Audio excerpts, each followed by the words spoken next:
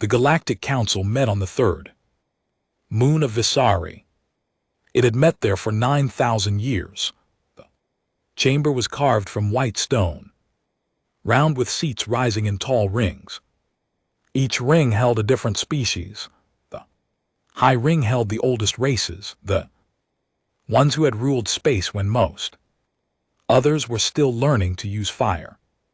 The low rings held the young races, the ones who had only just left their home worlds. On this day the chamber was full. Every seat was taken. The council had come together to talk about trade routes near the outer dark, the cold edge of known space where few ships went. It was a boring meeting. Most of them were. Speaker Velen of the Tarn stood at the center. He was old, even for a Tarn, and his skin had gone gray with age. He spoke about tax rates on mineral ships.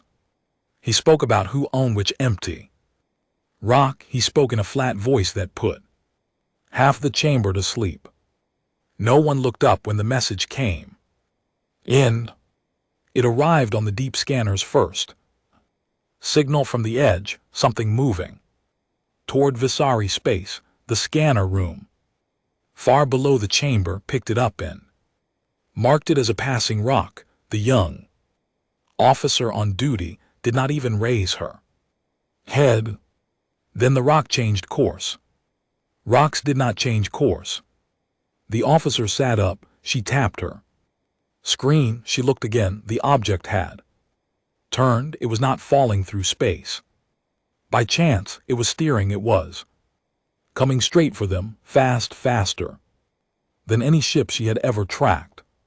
She called her commander. Her commander called his. By the time the warning reached the high ring, the object was inside the outer line, past the watchposts, past the warning buoys that should have stopped any ship cold. None of them had fired. None of them had even pinged. Speaker Velen was still talking about taxes when the chamber lights flickered. He stopped. He frowned. The lights had never done that. The moon's power came from a star core buried deep below, and it had not failed in 9,000 years. What was that? He said. A voice answered from the wall speakers. It was the voice of the scanner chief, and it was shaking. Speaker, we have a contact inner space. It is not one of ours.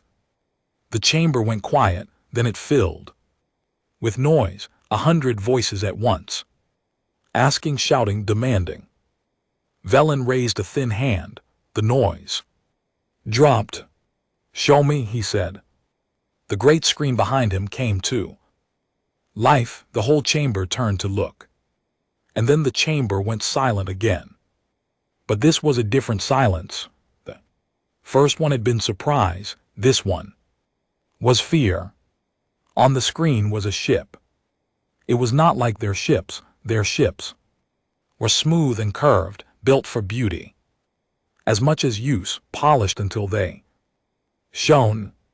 The oldest races thought a ship should look like art. This ship looked like a weapon. It was huge. The size made no sense at first. The scanner kept changing its numbers as if it could not believe what it saw. The ship was longer than a city. It was longer than some small moons. It was gray and black and dull, with no shine at all, covered in plates of thick metal that overlapped like the scales of some old beast. Along its sides ran rows of dark openings, and even a child could guess what those openings were for. It was a warship. There was no other word, and it was coming toward them with no fear at all. In the high ring, an Ulu named Joss leaned forward. The Ulu were the strongest race in the council. Their fleets had ended 3 great wars. They did not bow to anyone. Joss did not look afraid. He looked annoyed. Who are these people? He said. Why do they come into our space with such a thing? Send them a warning. Tell them to stop. A junior officer worked the controls.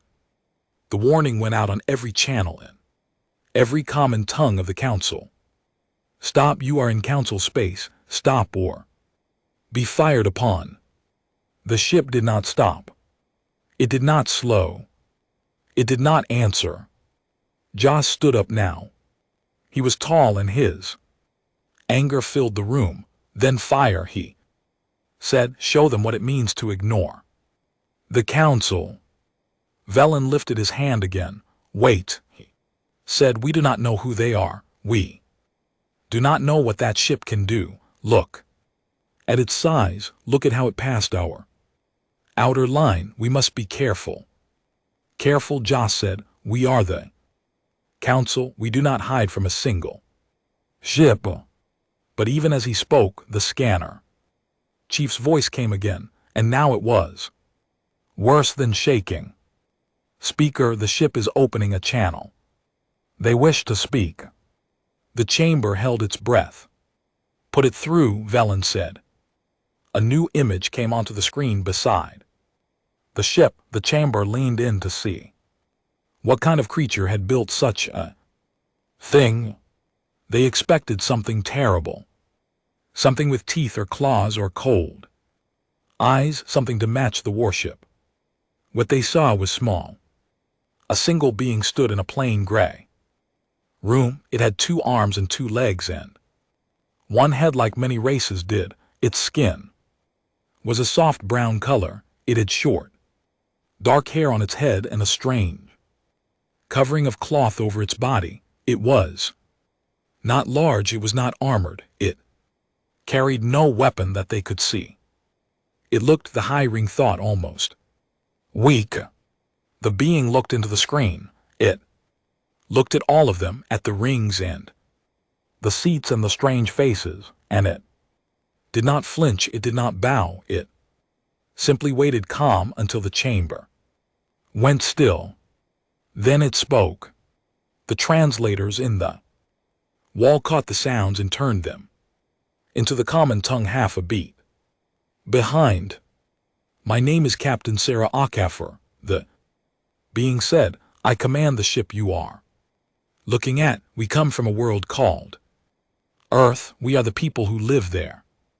We call ourselves humans.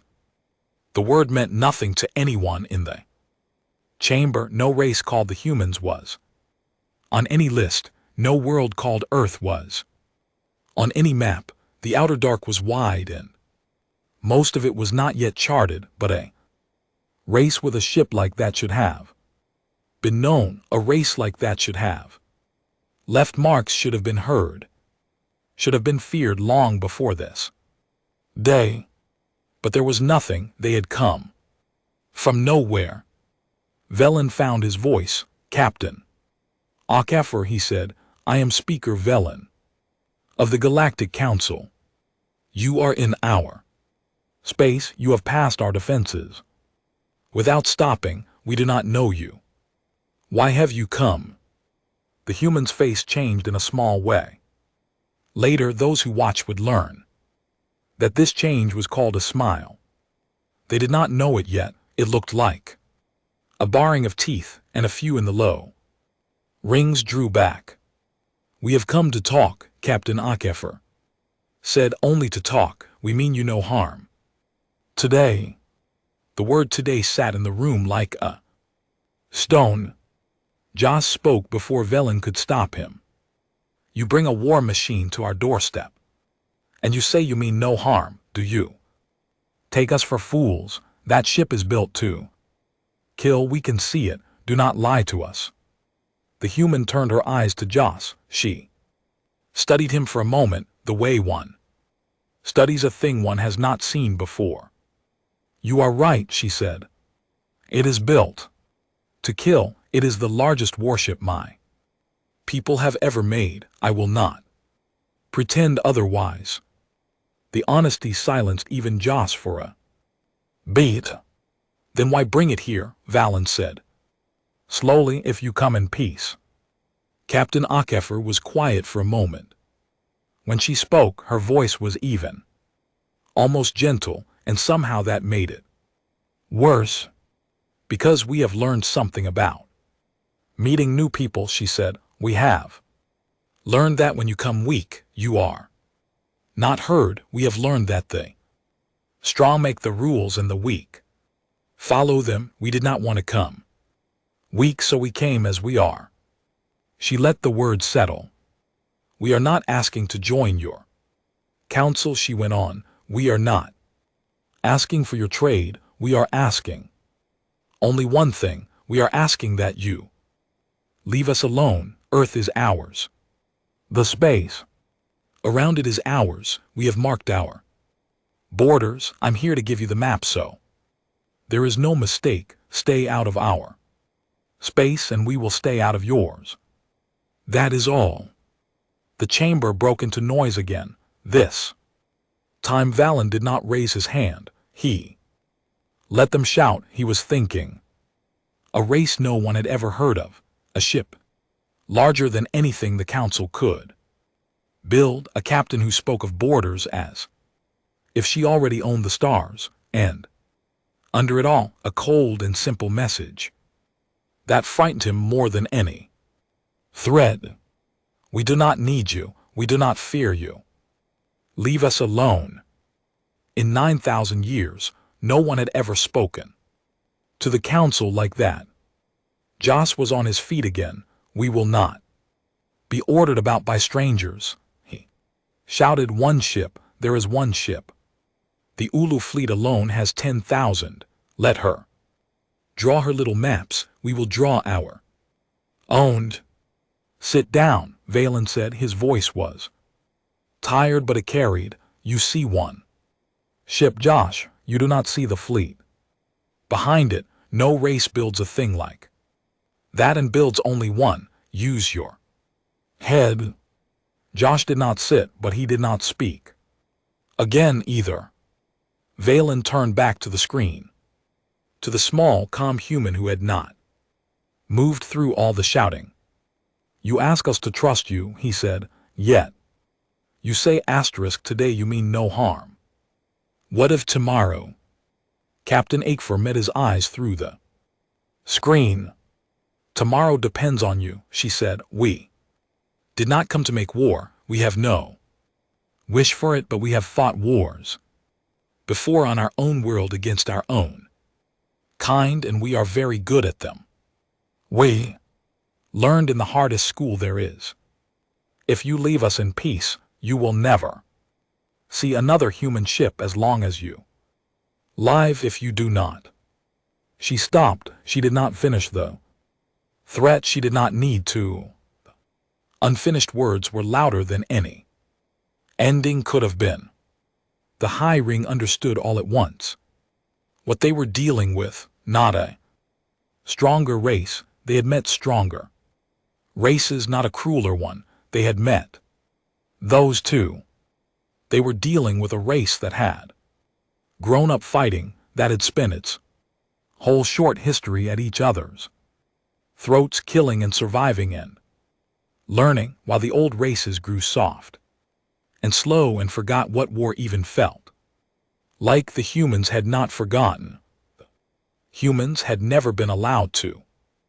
And now they had come out into the stars, hard and scarred and ready, and they were politely asking to be left alone. Valen felt very old. How long, he said quietly, have your people known about us? The human's strange smile returned. Just a little longer than you have known about us. She said, we have been listening for a very long time, speaker. We heard your ships talk. We learned your tongues. We watched you draw your maps and sign your treaties and divide up the dark between you. We watched and we waited and we built. She gestured a small motion of one hand, and the screen split. Beside her face, a map of the outer dark appeared. The council's map, their own borders, their own routes, all of it laid out exactly as it truly was. The chamber stared. You see, she said softly, we already Know you. We know where your worlds are. We know how your ships move. We know your strong places and your weak ones. We have known for a long time. She let the map fade. You did not know us at all, not until an hour ago. Think on what that means. No one spoke, even Joss had gone still. It meant the humans had watched them in the dark for years, learning everything, while the council had not so much as guessed they existed. It meant, though, warship in orbit was not a wild gamble, but a planned move made by a people who had studied them the way a hunter studies prey before the kill. It meant every word the captain spoke had been chosen long before she spoke. It meant they were not in control of this moment. They had never been in control of it. Valen lowered himself slowly back into his seat. His old bones ached. He looked at the small human on the screen, and he understood that the meeting that had begun as a talk about taxes had become the most important meeting in the history of his people. We will need time, he said at last. Time to talk among ourselves, too. Consider your words. Of course, Captain Akafor said. Take your time. We are patient. We will wait. In orbit, the reminder that the warship would stay hanging over their moon like a blade was not lost on anyone. One more thing, Speaker, the human added just as Velen reached to close the channel. Yes. You sent us a warning earlier, she said. You told us to stop or be fired.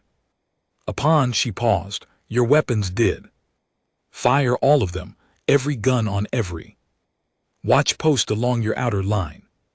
They fired the moment we crossed. The chamber went cold.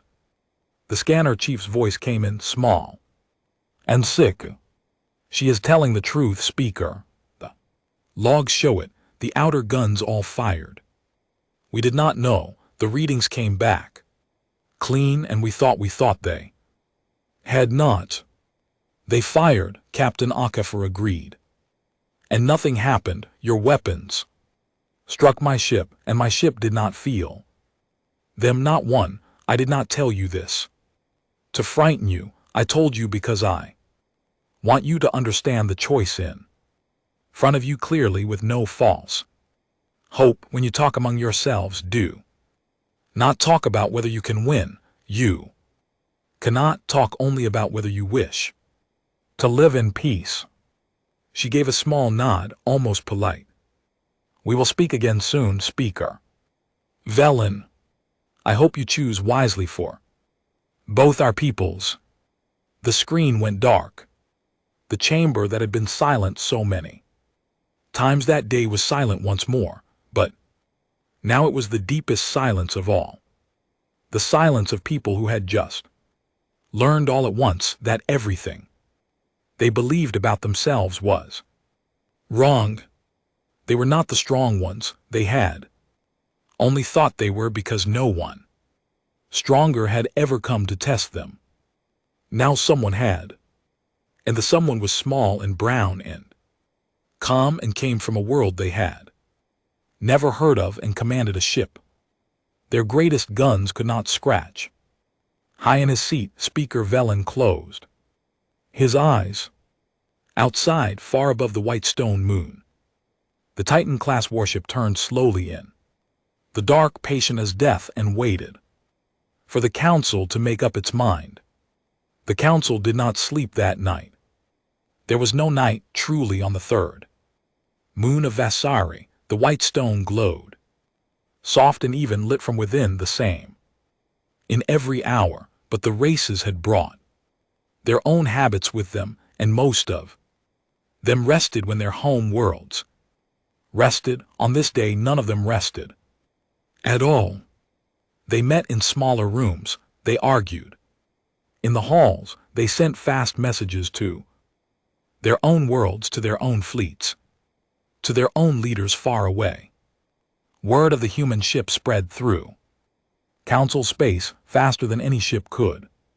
Fly, jumping from station to station, world to world, until 1,000 worlds knew that something had come out of the dark and frightened the high ring into silence.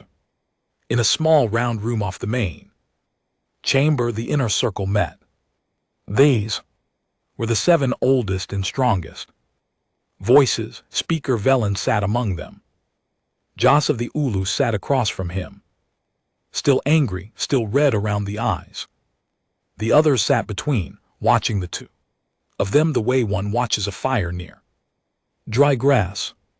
We must strike first, Joss said. While there is only one ship, if we wait, more will come. We all heard her. No race builds a thing like that and builds only one, Velen's own words, so let us not wait for the rest. Strike with what? Said Myra of the Sin. The Sin were thinkers, builders, makers of fine machines. Myra's people had designed half the weapons the Council used. You heard the captain. Our outer guns fired all of them. They did nothing. I have read the logs myself. The strikes landed clean. The ship did not even change course. Whatever shields it carries, we cannot break them, not with what we have. Then we build something better, Josh said. In how long? Myra asked. A year, 10. That ship is in orbit * now. * if we move against it and fail, we hand them a reason to do what they are clearly able to do. You wish to gamble every world we have on a weapon we have not yet built. Josh slammed a fist on the table. So we do nothing. We let strangers draw our lines through our space and tell us where we may and may not go. They did not draw lines through our space, Velen said quietly. The room turned to him. Listen to what she said. She did not ask for our worlds. She did not ask for our trade routes. She did not even ask to sit in this chamber. She asked for one thing, her own world in the space around it. She asked us to stay out of a corner of the dark we did not even know was claimed. He spread his thin hands. She asked us to leave her people alone. That is all. And you believe her? Josh said.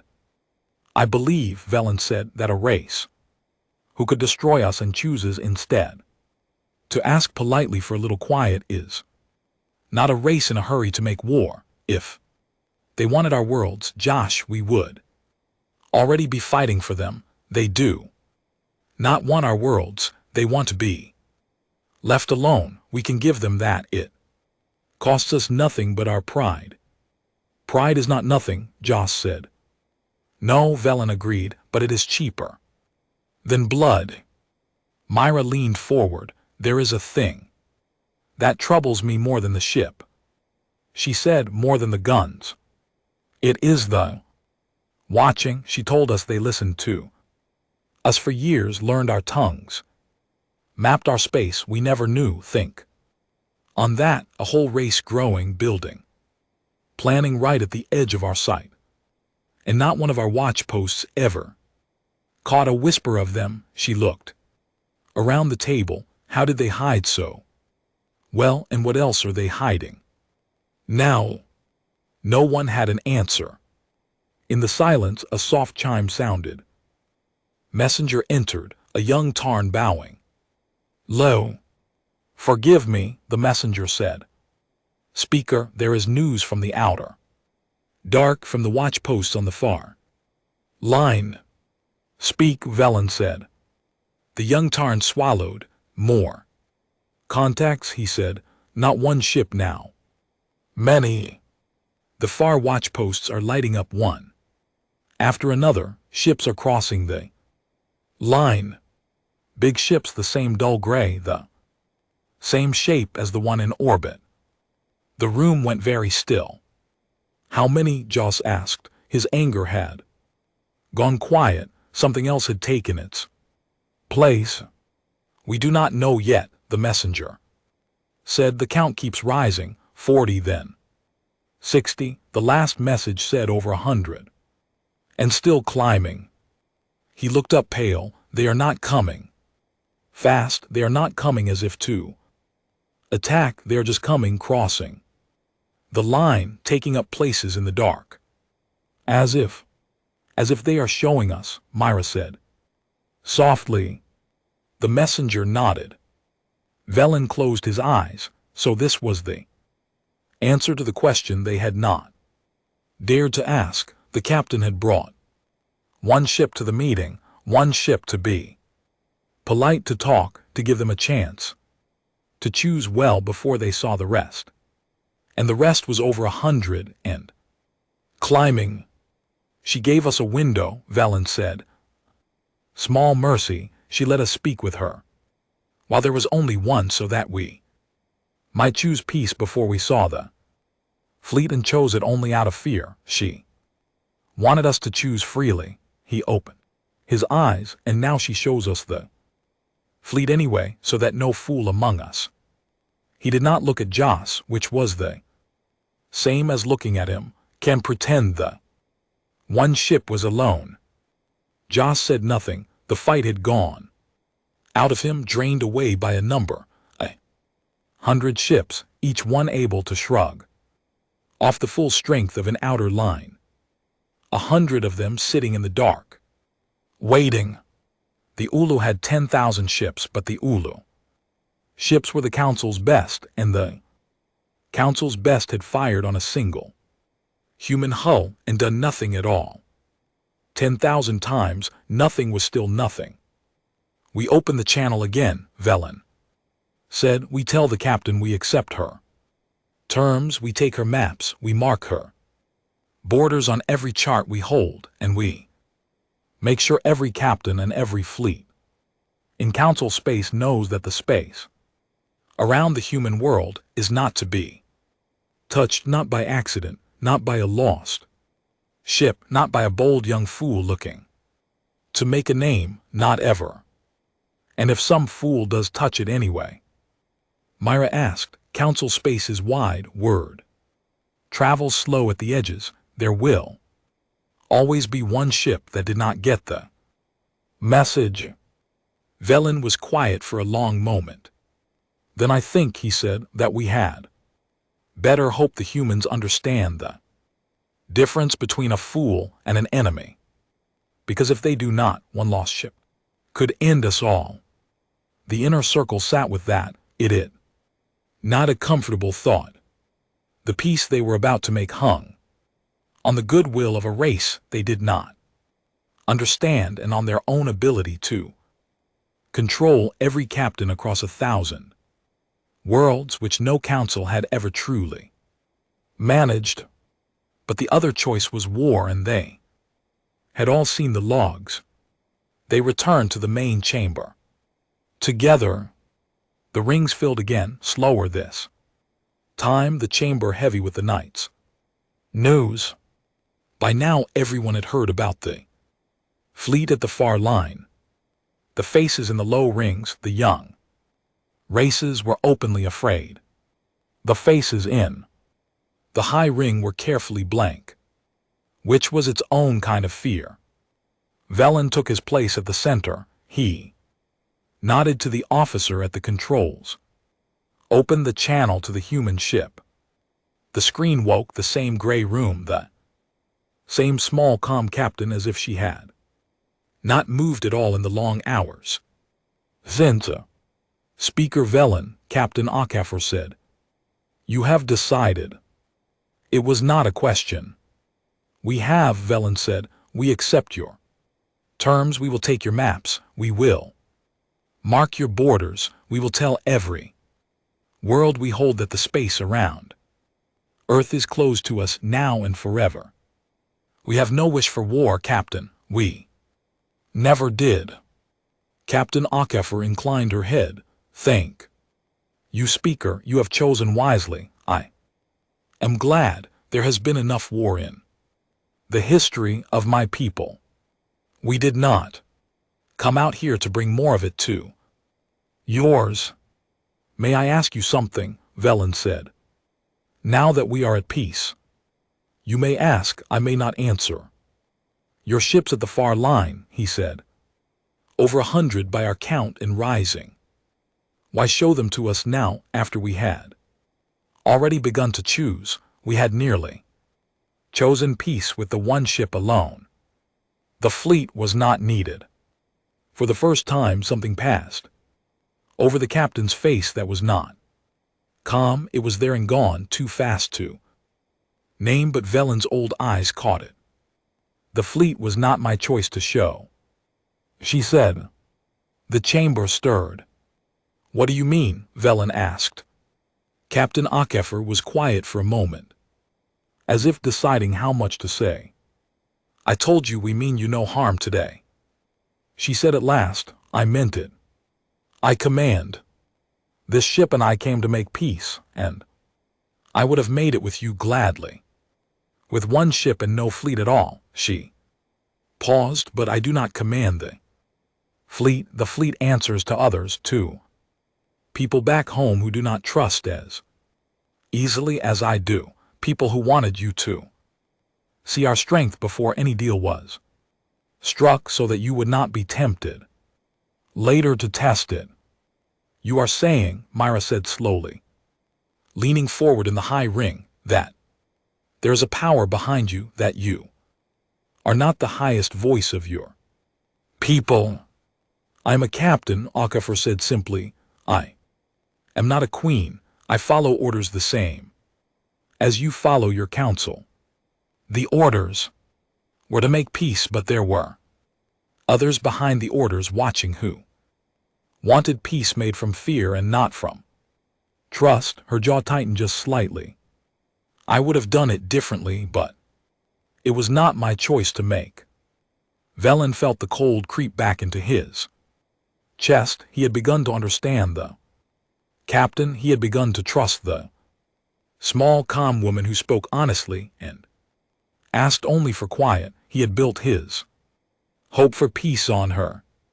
And now she was telling him that she was not the one who mattered. That behind her stood others harder than she was, who trusted nothing and ruled by fear and held the leash of a fleet that could end worlds. Captain Akefer, he said carefully, these others, the ones behind you, what do they want from us? Truly, you said, your people wish only to be left alone. Is that their wish too, or only yours? The captain looked at him for a long time through the screen. That, she said, is the right question, speaker. It is the question I have been asking myself for the whole of this voyage. She did not answer it. She did not have to. Her silence was answer enough, and it sat in the great chamber like a second warship, larger than the first and far more frightening because no one could see it at all. I will send the maps, Captain Akefer said, her voice gentle once more. Mark your borders, keep your ships clear of ours, hold to your side of the line, and I will do everything in my power to hold mine. She paused. Everything in my power, speaker, remember those words. They may matter later. The screen went dark before Velen could ask what she meant. The chamber was silent. They had their peace. It had cost them only their pride. As Velen had said, they should have felt relief. Instead, they cleared his throat, felt as if they had taken one step back from a cliff edge, only to look down and see that the ground they stood on was thin ice, and that something very large was moving in the dark water beneath. Velen sat alone at the center of the chamber long after the others had gone. He thought about the captain's last words. Everything in my power. It was not the promise of someone in control. It was the warning of someone who feared she might lose it. Far above the white moon, the Titan warship held its place, and far beyond It at the edge of the dark, 100. More turned slowly into position, and somewhere far past all of them, on a world the council had never seen, the others who held the true power watched, and waited and trusted nothing at all. Velen was old. He had served the council. For most of his life, he had thought, before this day, that he understood the shape of the galaxy and his people's place in it. He understood now that he had understood nothing. The humans had come. And the worst part, the part that kept him in his seat staring at the dark screen long into the unchanging glow of the moon, was the slow-growing certainty that the captain who frightened them so badly might in the end turn out to be the gentlest human they would ever meet. The peace held for 2 years. It was a strange peace. The human borders went on to every chart in council space, a wide circle of dark, around a world no council ship had ever seen. Ships were told to stay clear of it, and they did. Captains who flew the outer route spoke of the human line in low voices, the way one speaks of a haunted place. Some had seen the gray ship sitting silent at the edge of the dark. None had gone closer to look. Speaker Velen grew older. He thought often about Captain Akefer and her last words. Everything in my power. He had not heard from her again. The human fleet stayed on its side of the line. The council stayed on its side for 2 years. That was enough. Then a ship was lost. It was a small ship, a SCNN service vessel, old and slow, crewed by 12. Its captain was young. His name was Pell, and he was good at his work but proud of it too, the way young captains often are. He had been charting a dead star at the far edge of council space, near the human line but not across it. The dead star was rich in strange metals, and Pell wanted to be the one who mapped it. First, the charts were wrong. It was not Pell's fault, not truly. The maps of the outer dark had always been rough, drawn from old readings, full of small errors no one had ever fixed because no one had ever needed to go that far. The human line had been laid over those old maps, and where the maps were wrong, the line was wrong too. The dead star Pell wanted to chart sat just outside the human border, by the council's maps. By the true position of things, it sat just inside. Pell did not know this. He flew his slow old ship toward the dead star, thinking he was a safe distance from the line, thinking he was clever, thinking of the name he would make. He crossed into human space without ever knowing he had crossed anything at all. The human ships found him within the hour. 3 of them came out of the dark, gray SCRED, silent, each one larger than Pell's whole survey vessel by 100 times. They surrounded him. They lit him up with scanners. They opened a channel. Pell, to his credit, did not panic. He answered the channel. He explained in the common tongue that he was a council survey ship, that he was charting the dead star that he believed he was in open space and meant no harm. He sent his charts to prove it. He showed them the line and where he sat, and how his maps put him safely outside it. The humans listened. They looked at his charts, and then a human voice answered him, and it was not gentle, and it was not Captain Okafor. Your charts are wrong, the voice said. You are inside our border. You are 40,000 units inside it. You have been inside it for 2 hours. Turn around and leave the way you came. Do not stop. Do not signal anyone but us. Leave now. Pell tried to argue. He was young and proud and frightened, and he made the Mistake the frightened and proud often. Make, he insisted, he sent his charts. Again, he said the line was here, not there, that the humans must have it. Wrong, that he had a right to chart open. Space. Your charts are wrong, the voice said. Again, flatter now. I will not say it a third time. Turn around, leave. And Pell, who should have turned around, did a foolish thing instead. He did not mean it as an attack, he meant it as a survey, but he powered up his scanning array, the deep one, the one that sent out a hard pulse to read the insides of a star or a world or a ship. He aimed it at the nearest human vessel, meaning only to learn what it was made of, to bring home not just the dead star, but the first true reading of a human hull. To the humans, a ship inside their border refusing to leave, powering up an unknown array and aiming it at them. Looked like exactly one thing. They fired. It was not a long fight. It was not a fight at all. Pell's ship was gone. Before he finished his next word, the 12 aboard died in less than a heartbeat. The 3 human ships sat in the dark, where the survey vessel had been, and then they turned and went back to their places along the line, silent as before. The news reached the council 4 days later. Velin was very old now and very tired, but he came to the chamber when the message arrived, leaning on the arm of a young aide. The rings filled. The faces were grim. Word of the lost ship had already spread, and with it the old fear woken now after 2 quiet years. A ship was destroyed, 12 dead by human guns.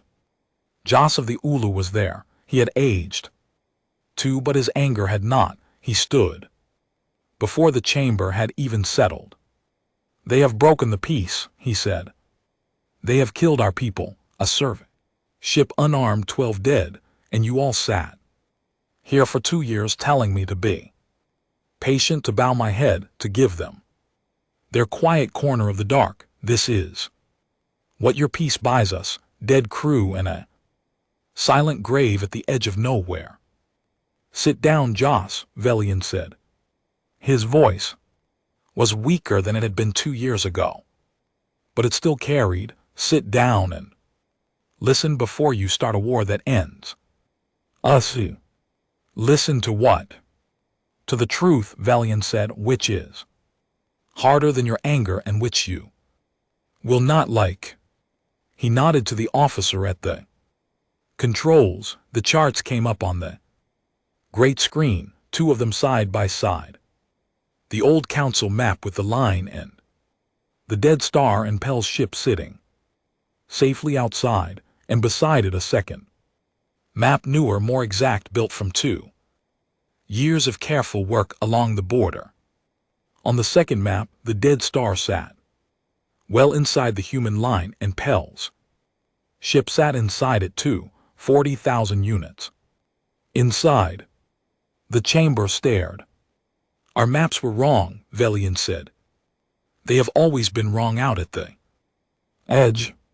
We laid the human border over old, rough charts, and we never fixed them, because we never had reason to go that far. Captain Pell trusted those charts. He thought he was in open space. He was not. He had been inside the human border for 2 hours when they found him. Then it was an honest mistake, Joss said, and they killed him for it. 12 dead for a wrong line on an old map. Does that not make it worse?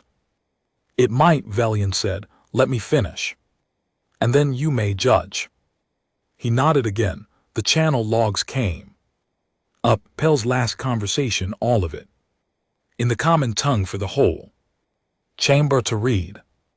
They read it in silence. The human warning, the order to leave. Pell's arguing the second warning, the order again, and then in plain words at the end, the record of what Pell had done. Survey array powering up, deep pulse Armed, target nearest human vessel. The chamber understood slowly what they were looking at. He aimed his array at them. Myra of the SCNN said quietly. She was old, too. Now, and the quiet in her voice was sorrow, not anger, inside their border. Refusing to leave after 2 warnings, he powered up an array they did not know and aimed it at one of their ships. To them, it looked like a weapon coming online. They did not know it was only a survey pulse. How could they? They had no reason to trust a ship that would not leave their space. He was a fool, Velen said. There was no anger in it, only grief. A young, proud fool, and he is dead for it, and so are 11 others who trusted him. But he was not murdered, Joss. He was killed because he did 3 foolish things in a row inside the borders of a people who told us 2 years ago exactly how they would answer such things. They warned him twice. He did not listen. I have read these logs 10 times looking for the place where the humans did wrong. I can not find it. By their own rules, the rules we agreed to, they did nothing we did not give them leave to do. Joss was silent. He stared at the logs. On the great screen, the 2 warnings. The armed array. He was a warrior, and he had commanded ships, and he knew, in the cold part of him that knew such things, what he would have done if a strange vessel sat in his space, would not leave, and powered up an unknown array aimed at his hull. He would have fired too. Then we are to do nothing, he said at last, but the fight had gone soft in him. Again, we are to swallow 12 dead and say it was our own fault and move on. No, Velen said, not nothing. The chamber looked at him. A channel has been opened to us, Velen said, an hour ago from the human ship. In orbit, the same ship that has hung over this moon for 2 years. They wish to speak about the lost vessel. He paused. It is Captain Okafor. A murmur ran through the rings. Open it, Velen said. The screen changed. The gray room, the small captain, 2 years older like the rest of them, a few lines on her brown face that had not been there before, but the same calm, the same steady eyes. Speaker Velen, she said, I am sorry. Truly for your 12. The honesty of it, the plain sorrow, caught the chamber off guard. They had braced for coldness, for the flat voice that had spoken to Pell at the end. You did not fire the shot, Captain. Velen said. No, she said, I did not, and I would not have. If I had been there, your survey ship would have gone home. Her jaw tightened the way it had 2 years ago, but I was not there. The ships at the line do not answer to me. They answer to the others, the ones I told you about behind me, the ones who trust nothing. She looked at him steadily. I told you, Speaker, that I would hold my side of the line with everything in my power. I meant it, but my power has limits. The line is held by people harder than I am, who follow their orders to the letter, who saw a ship that would not leave and an array coming online and did exactly what they were trained to do. I cannot undo it. I can only tell you the truth of it and tell you I am sorry, and tell you it was not meant as a breaking of our peace. Some in this chamber, Velen said, carefully believe it was. Some in this chamber, Okafor said, wanted to have been because anger is simpler than grief, and a war you can blame on the other side is easier than a death you must blame on your own. Her eyes moved across the rings and seemed for a moment to find Joss. Exactly, I have known soldiers like that, Speaker. My people made many of them. I understand the wish. I'm asking you not to follow it. The chamber was very quiet. Your captain made mistakes, Akafer. Went on gentler now. I have read the logs too. He was young and frightened. And he did not listen. That is a sad thing and a small thing, and it should not become the thing that turns two peoples into enemies. So I have come to you with a request, the same kind I came with 2 years ago. One request plainly made. Name it, Velen said. Fix your maps, she said, all of them. The true border, the real one, sent to every ship and every world and every captain you have. We will send you our exact charts down to the last unit, so there can be no doubt where the line truly lies.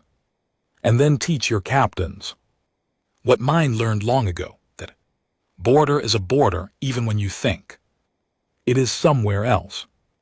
That when a stronger ship tells you to leave its space, you leave, and you argue later from a safe distance, and you never ever power up an array and aim it at them while you sit inside their guns. She paused. Do that, and your 12 will be the last. I give you my word for whatever a captain's word is worth across a line like this. Do that, and we keep our peace.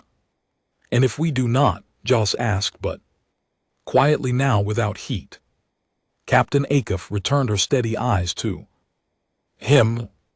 Then there will be more lost ships, she said, and each one will make the next war easier to start on both sides until one day someone with more power than I have decides the peace is not worth keeping. I do not want that day to come.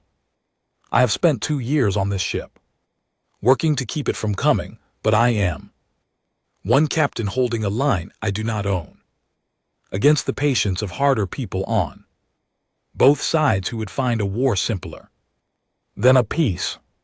She let that settle. Help me keep that day away, speaker. Fix your maps, teach your captains. It is a small thing to ask, and it buys a very large peace.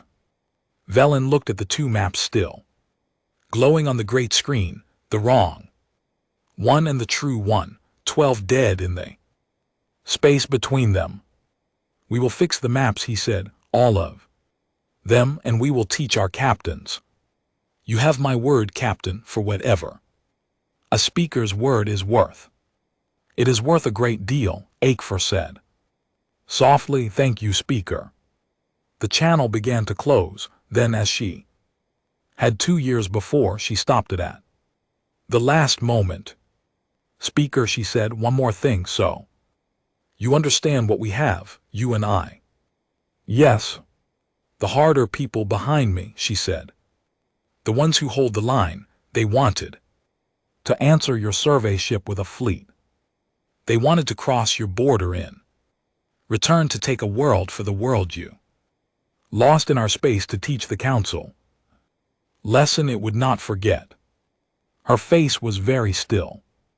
I stopped them. It took everything I had and every favor I am owed, and it nearly cost me my command, but I stopped them. Your 12 are dead, and that is a grief. But there is a world full of your people still alive tonight who do not know how close they came to joining them. She paused. I tell you this not to be thanked. I tell you so you understand. The peace between our peoples does not hang on councils or treaties or lines on a map. It hangs right now tonight on one tired captain who believes peace is better than blood, holding back people who do not. Her voice dropped. I will hold them as long as I can, but hold up your end. Speaker, fix the maps, because I do not know how many more lost ships I can stop a fleet from answering, and I am only one captain, and I will not command the ship forever. The screen went dark. The chamber sat in silence with the weight of it. They had thought 2 years ago that the gentle captain was their good fortune. Now they understood it fully. She was not their good fortune, she was the only thing standing between them and the end. A single woman on a single ship, tired, aging, spending herself to keep a peace that harder hands on both sides would gladly break. And one day she had told them plainly she would not be there. Velen closed his eyes. He gave the orders. The maps would be fixed, every chart, every world, every captain. It would be done within the month, and done right and checked twice. He would spend what remained of his long life making sure of it, because somewhere out in the dark, a tired captain was holding back a fleet with her bare hands and the strength of a belief, and the least the council could do, the very least, was to make sure they never gave her a reason to let go. Speaker Velen died in the 11th year of the peace. He died old and quiet in his sleep on the white moon. He had served his whole life. The council mourned him for 9 days, as was the custom for a speaker, and then it chose another, and the work went on. The maps had been fixed long ago. Human border was true now on every chart. In council space, checked and checked. Again, no ship had been lost since Pels, the captains who flew the outer routes, had learned the way. Captain Akefer asked to treat the line as real, and to leave human space the moment Gray ship told them to. The peace held. For 11 years it held.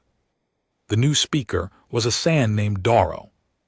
She had been Myra's student long ago, before Myra too grew old and stepped down. Doro was clever and careful, and she had read every record of the human meetings 100 times. She knew the story of Captain Akefer by heart. She knew, as Velen had known, that the peace did not truly rest on treaties. It rested on one captain. So when the human channel opened in the 11th year, Doro came to the chamber with a tight feeling in her chest. The channel had opened only twice in 11 years. Both times it had been trouble. The rings filled, the great screen woke, and the room that opened on it was not the plain gray room they knew. It was larger, darker, and the face that looked out at them was not Captain Akefer. It was a human, that much was clear. 2 arms, 2 legs, 1 head. But this one was pale where Akefer was brown, and older than Akefer had been, with hard lines around a hard mouth and eyes like cold stones. This human did not wear the plain cloth of a captain. This one wore something heavier, darker, marked with signs the council did not know but understood at once to mean power. This was one of the others, the harder people behind the line. They had finally come to the screen themselves. I am Speaker Doro of the Galactic Council, Doro said, keeping her voice steady. I do not know you. Where is Captain Akefer? The hard human looked at her for a long moment. Captain Akefer is gone, the human said. The voice was flat and cold. The voice Pel had heard at the end, the voice of someone who trusted nothing. She held her command for 13 years. That is longer than any captain should hold. One ship longer than was wise. She grew too close to you, too soft. She came to believe that the peace was hers to keep, that she alone stood between your people and ours. A thin, cold expression crossed the pale face. She was right about that in the end, which was exactly the problem. The chamber went cold. What have you done with her? Doro asked. Nothing you need concern yourself with, the human said. She is relieved of her command. She is going home. Her work here is finished. I command this ship now and the fleet at the line, and I have come to the screen myself because the time for soft captains and gentle words is over. The cold eyes swept the rings. I am here to tell you how things will be from now on. Doru felt the chamber tense around her. She had read the records, she had known in her mind that this day might come. The day the gentle captain was gone and a harder hand took the leash. But knowing it and seeing it were not the same, and the seeing of it sat in her chest like ice. Captain Akafor made us a peace, Doru said carefully, 11 years of peace. Honest peace, we have kept every word of it. We fixed the maps, we taught our captains, we have not lost a single ship. Since the first, whatever quarrel you have with her ways, we have given you no cause to change them. You have given me no cause, the human agreed. That is true, you have been very good, very obedient. You have stayed on your side of the line, like frightened animals, exactly as Akafor wanted. The cold expression deepened, and that is the trouble. Speaker, Akafor wanted you frightened and obedient and left alone. She wanted a peace where we never had to think about you again. She got it for 13 years. She got it. The human leaned closer to the screen. But 13 years is a long time, and the people back home have had time to think. And they have begun to wonder why we should be content with a quiet corner of the dark when the people across the line are so very obedient and so very weak and so very willing to do whatever a stronger ship tells them to do. The meaning of the words spread through the chamber like cold water. You said you wanted only to be left alone, Doru said. Captain Akafor said it 11 years ago in this chamber. Your people came out of the dark and asked for nothing but their own world and their own quiet. We gave it to you all of it. Akafor said it, the human corrected. Akafor wanted it. Akafor is not here. The pale face was without warmth. I will be honest with you, speaker, because honesty costs me nothing now. When we first found you 11 years ago, there were two voices among my people. One said, take only what is ours, leave them in peace. The galaxy is wide and there is room for all. That was Akafor's voice. We let her speak it because she was right. That fear makes a cleaner peace than blood, and we wish to learn what you were before we decided what to do with you. The cold eyes glittered. The other voice said something else. It said they are weak, they are old and soft and slow. They fired their best guns at our smallest ship and did nothing. A people like that does not keep what they have because they deserve it. They keep it only because no one stronger has come to take it. We have now come, and we are stronger. The human let the words hang. For 13 years Akafor's voice won. We watched, we waited, we let her keep her gentle peace, and we learned everything there is to know about you, your worlds, your fleets, your strong places, and your weak ones. We know you better now than you know yourselves. The pale face leaned in, and what we have learned, speaker, is that the second voice was right. You are weak. You have spent 11 years proving it.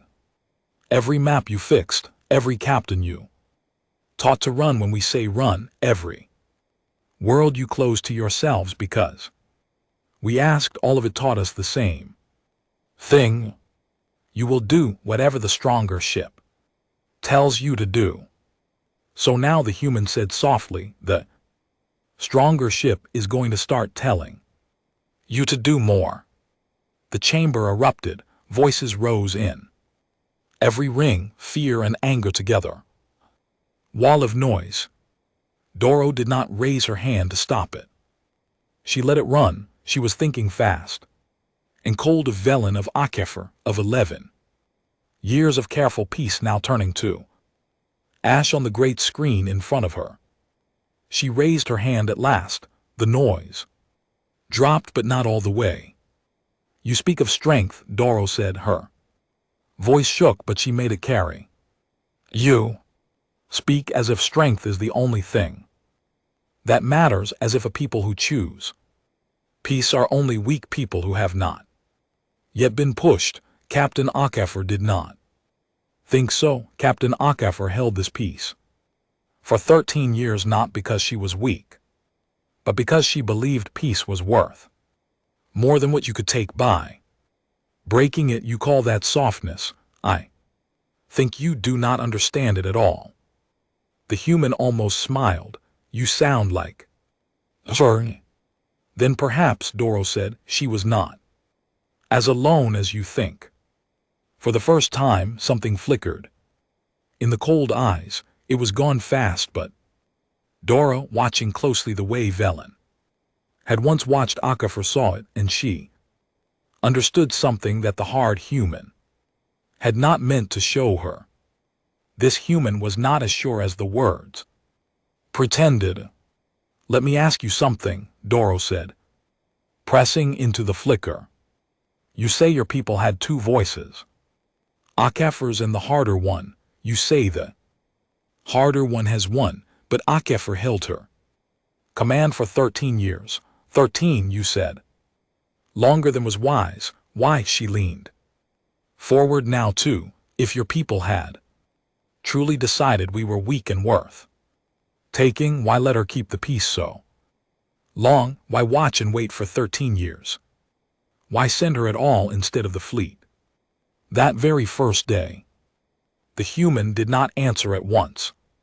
Because, Doro said slowly, answering for them the way Velen had once answered the chamber. You were not sure. You are still not sure. You stand there in your dark room and you tell me we are weak, that you know us better than we know ourselves, that the harder voice has won.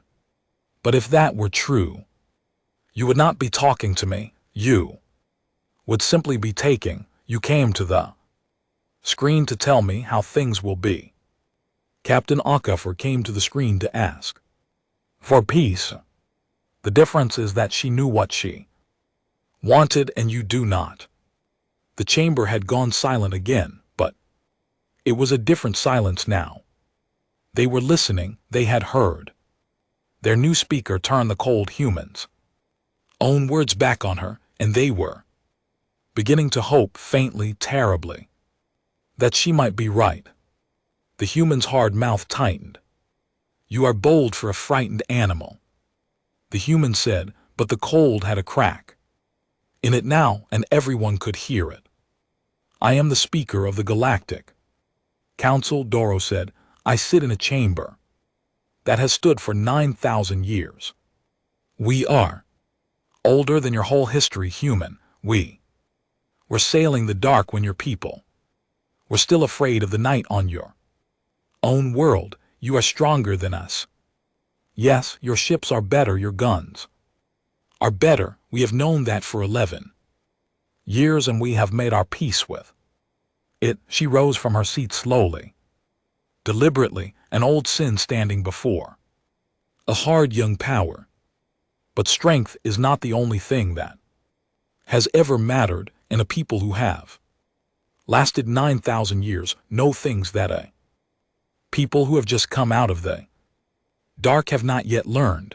One of those things is this: the ones who take because they can are not remembered kindly, and they do not in the end last.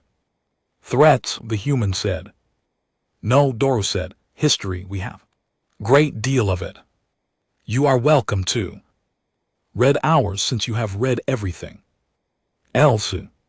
She held the cold eyes through the screen. You have come to tell us how things will be, so tell us plainly what you mean to do. No more talk of strength and weakness. What do you want?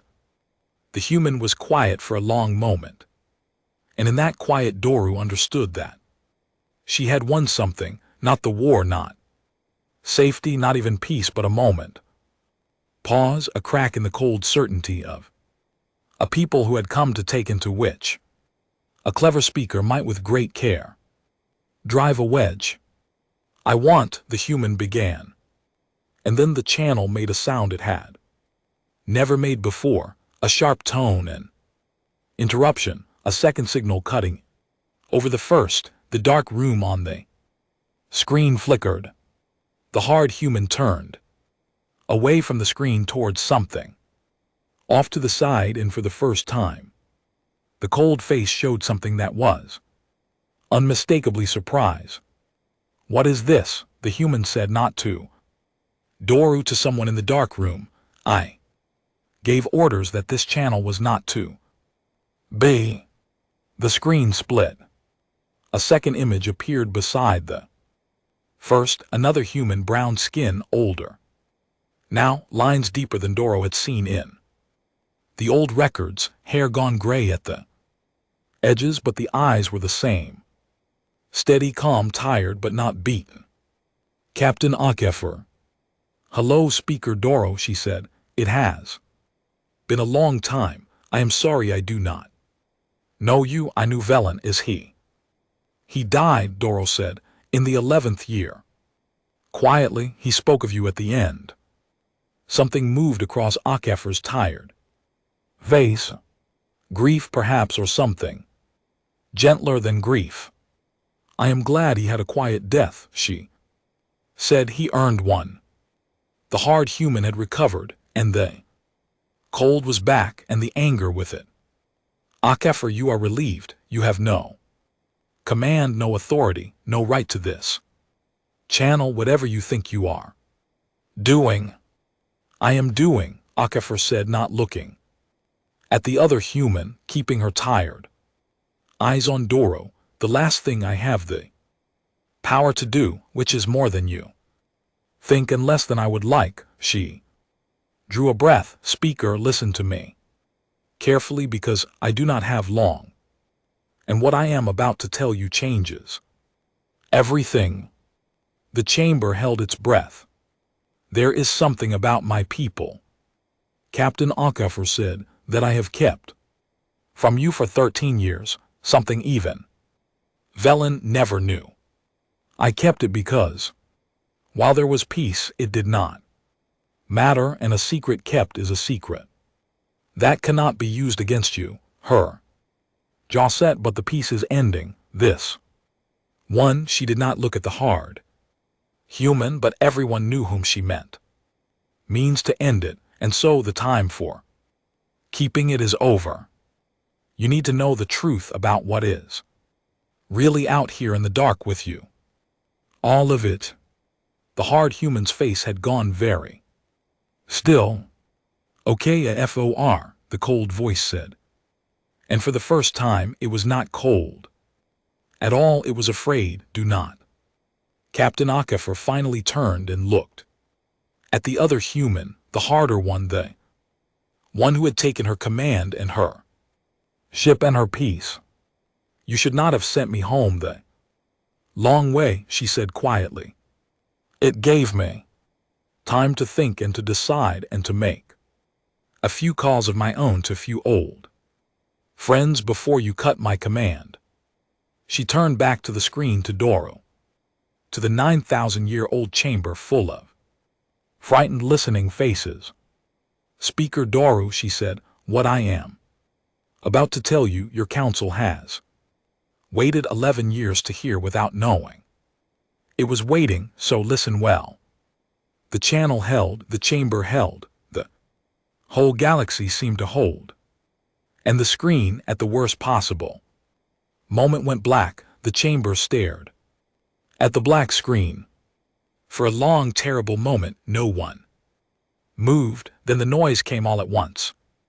1,000 voices asking what had happened, demanding the channel back, shouting names and orders. Doru stood frozen at the center, her hand still half raised. The last words of Captain Akefer hanging in the air like smoke. Listen well, and then nothing. Get it back, Doru said, her voice cut. Through the noise, get the channel back. Now.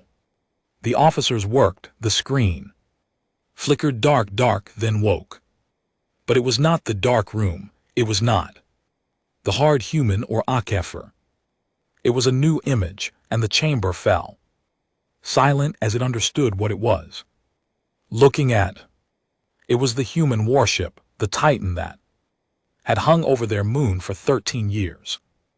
But it was not still anymore, it was moving, turning, and along its great gray flank the rows of dark openings that everyone had always known were guns were coming alive, one after another, lighting from within with a deep and terrible glow.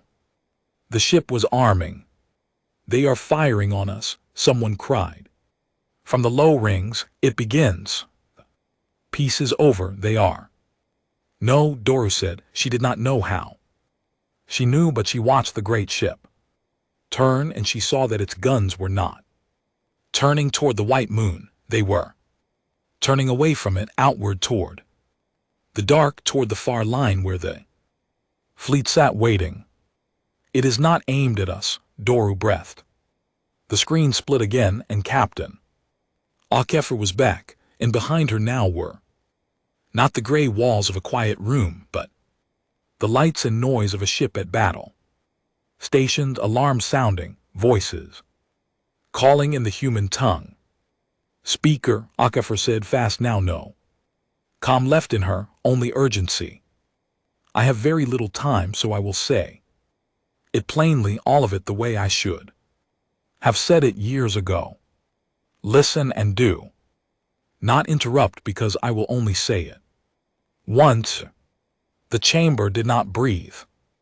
My people are not one people, Akefer said. We never were. You met me 11 years ago, and you thought you had met humanity. You had not. You met one ship and one captain, and behind her one fleet, and behind that one power among many on a divided world. There has never been single human voice. There has only ever been many fighting each other the way we have always fought each other, the whole of our history on our world, and now off it. She drew a breath. The one who took my command, the cold one you just spoke to, speaks for a faction back home that has grown strong these 11 years. A faction that looked at you, watched you obey, watched you fix your maps and run from our ships, and decided you were weak and worth taking. They have spent these years building toward this, toward ending the peace and taking your worlds one by one, because they believe you will not, cannot fight back. Her tired eyes burned. They are not wrong that you cannot beat us in battle. You cannot. I told Velin that 11 years ago, and it is still true, but they are wrong about everything else. They are wrong that all humans want this end. They are very, very wrong that they will face no resistance. The great ship on the screen finished its turn.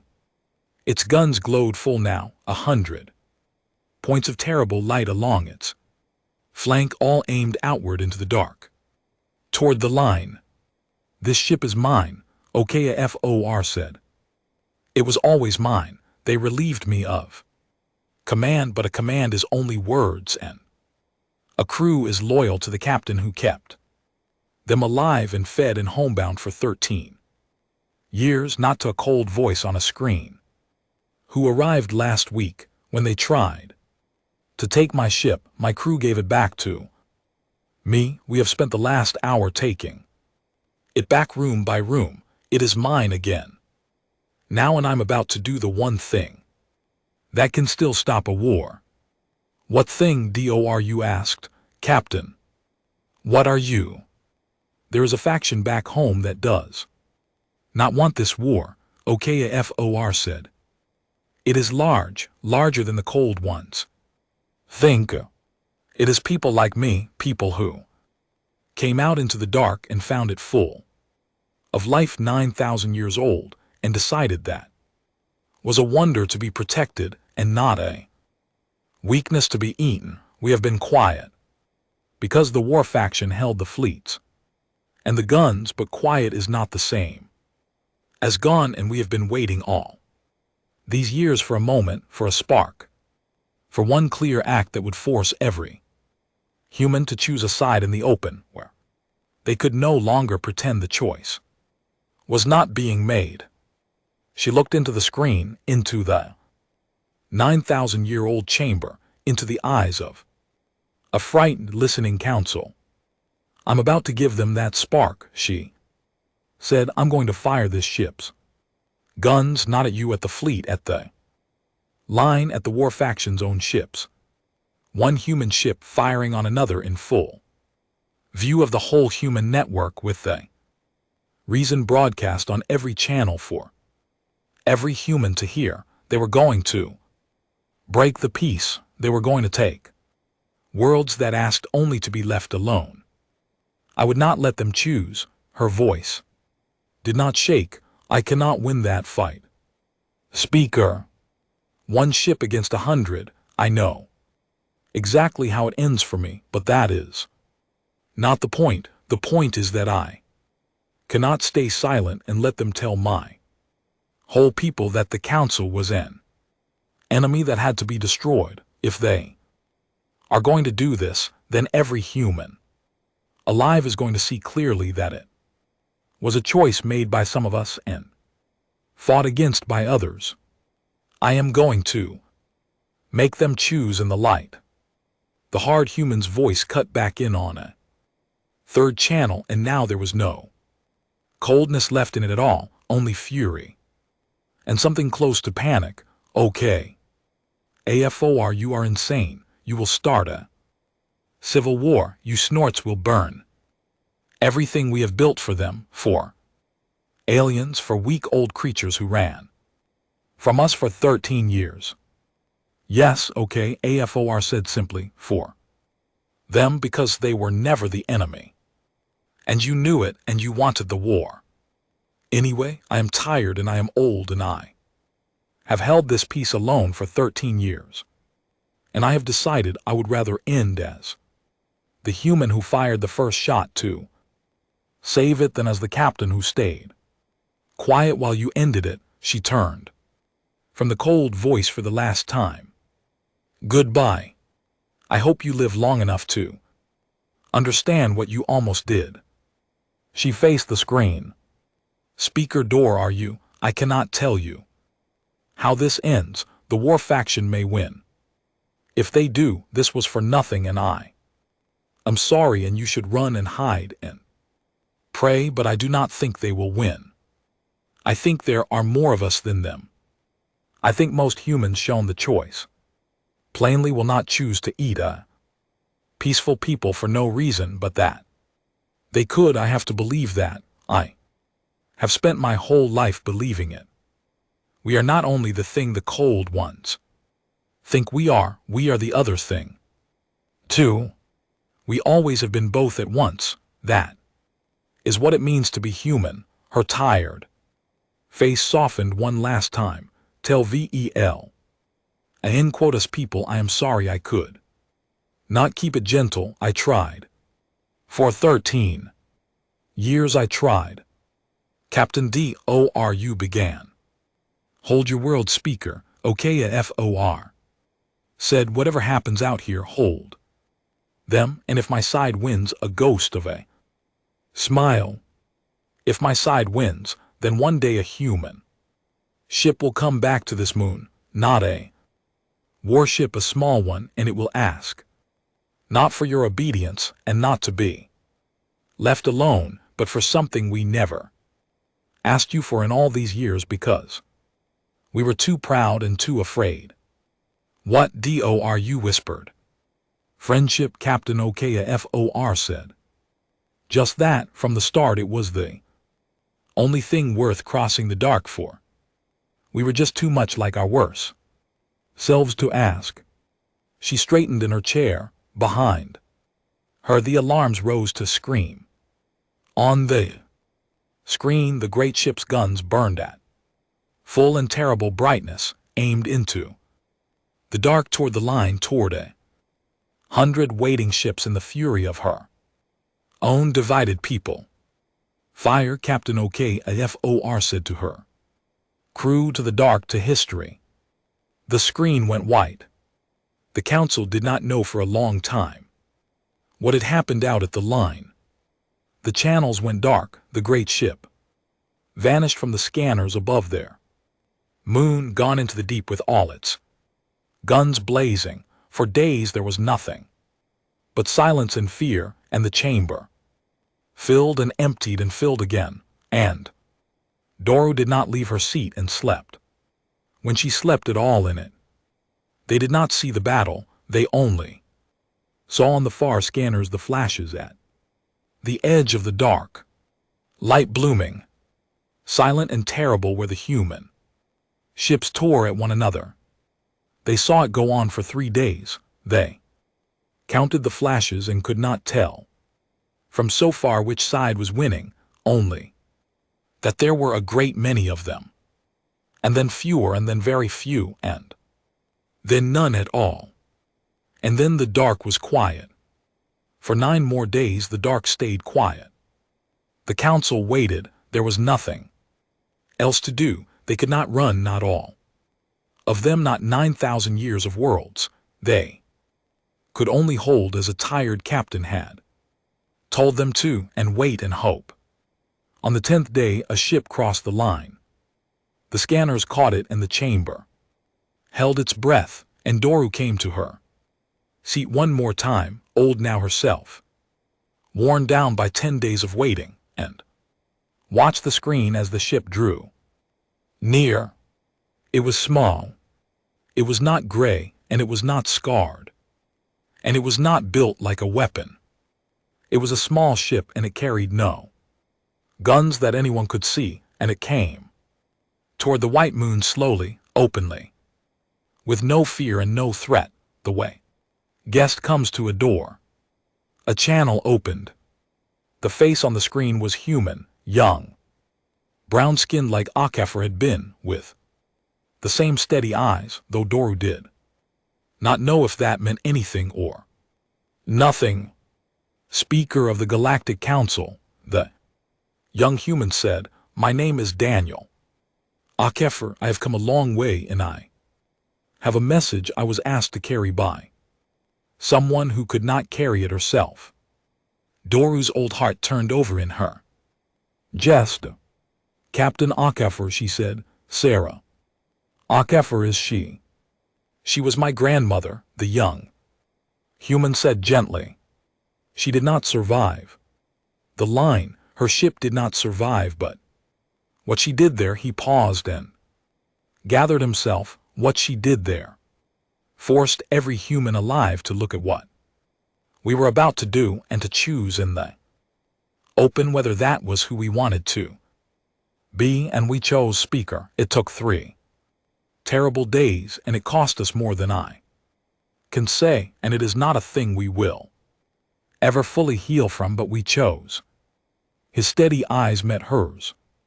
"We chose her side. The peace faction holds the fleets now. The war faction is broken. It is over. The chamber, which had held so many silences in its 9,000 years, held one more. But this silence was not fear. It was something the old chamber had not felt in a very long time, something close to wonder, close to grief, close to hope. All at once, she asked me to tell you something. Daniel Akefer said, if this day ever came, she wrote it down before the line. She made me memorize it. He took a breath, and when he spoke again, the words had the shape of someone else's voice, an older voice, a tired and gentle one. "Tell them I was sorry I came as a warship. Tell them it was the only way they would have listened, and that I have regretted it every day since. And tell them," his voice caught, "tell them that the small ship has finally come, and it is asking at last the only thing worth crossing the dark for. The young human looked at the old speaker through the screen across all the years and all the dead and all the long cold dark between two peoples who had met as enemies and might somehow end as something else. On behalf of all of humanity, Daniel Akaffer said, "What's left of us, the better part of us, the part she died to save." He inclined his head the way his grandmother once had in this same chamber 11 long years and a lifetime ago. We would like to be your friends. And in the great white chamber that had stood for 9,000 years, that had met every wonder and every terror the galaxy had to offer in thought before the humans came, that it had seen them all.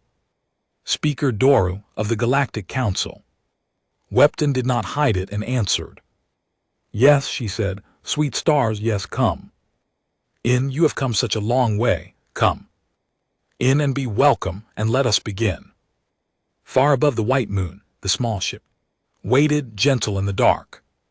And for the first time in the long history of the council, the silence that filled the chamber was not the silence of fear. It was the silence that comes just before a door opens. And then it opened.